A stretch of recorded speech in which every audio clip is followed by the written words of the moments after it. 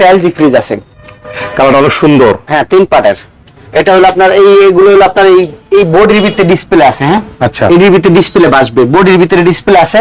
এটা হলো LG fridge. Uncommon ভাই। হ্যাঁ উপরটা হলো নরমাল।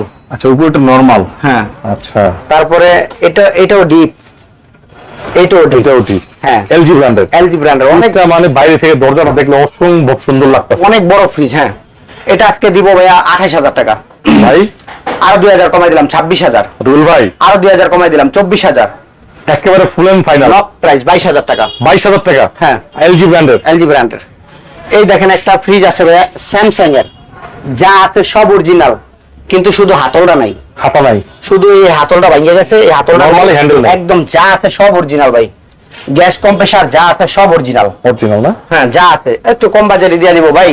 একটা ফ্রিজ অনেক সময় অনেক বড় ফ্রিজ অনেক কাস্টমারে চায়, একটু বাজেট কমের লিগে চায়, এটা অরিজিনাল আছে, এটা নিতে পারে। এটা 15,000 দিয়ে দিলাম ভাইয়া।